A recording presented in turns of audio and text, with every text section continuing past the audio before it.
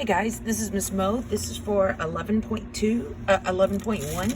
In 11.1 and 11.2, we use the derivatives, the first and the second derivative to draw graphs or to write information from graphs or to guess what the graph would look like if we're given an equation.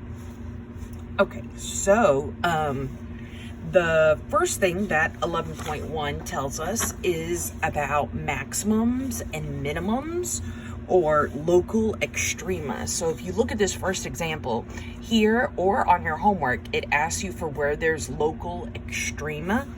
Well, if you remember, I think we've done this at some point, a maximum is at the top of a mountain and a minimum is at the bottom of a valley. That's the minimum. So to find the local extrema, it's just asking, okay, where is there the top of a mountain or the bottom of a valley? But if you look at what they gave us, they did not give us a picture or an equation. They gave us something we're going to do later. It's called a number line with a sign chart on it.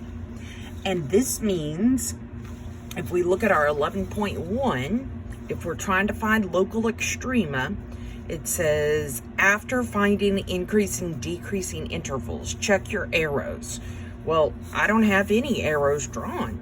So let's go to the increasing, decreasing junk to figure out what this hoopla about the arrows is.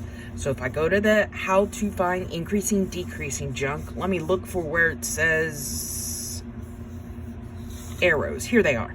It says if your answer is positive, put a plus, negative means a minus, and the plus says that the slope of the tangent line for that piece of the original curve is positive.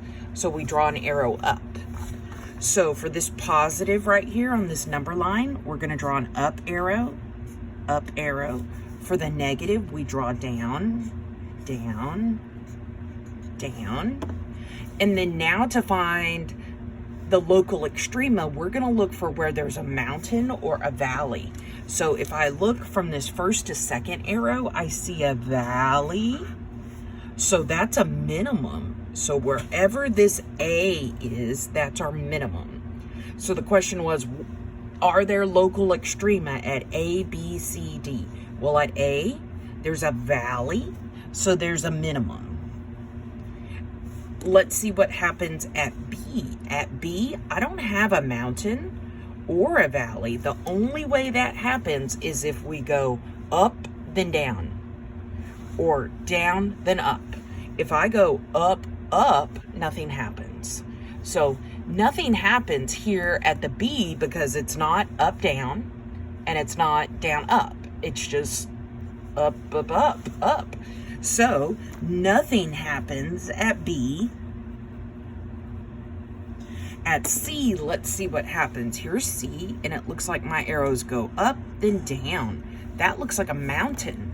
So that means at C, on our original picture, we're going to have a mountain or a maximum. Let's look at D. At D, we just go down on one side and down on the other. So that's not a minimum or a maximum. So at D, there's nothing.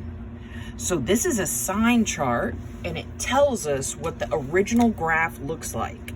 And if we were to draw the original graph of this sucker, there should be a minimum at the letter A on the original graph and a maximum at the letter C.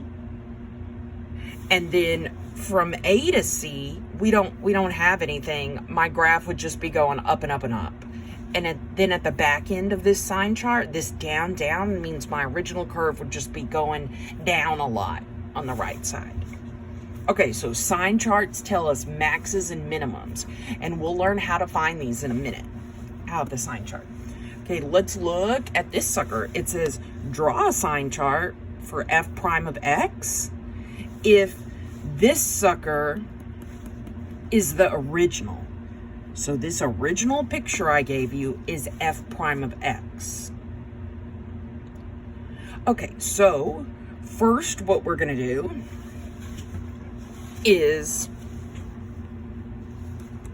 I'm sorry, this is not f prime of x. This is the derivative. My bad. This is the derivative. Okay, so we just have to make a sign chart for the derivative.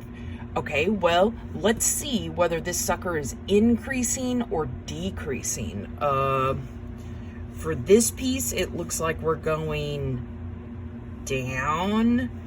Just pause the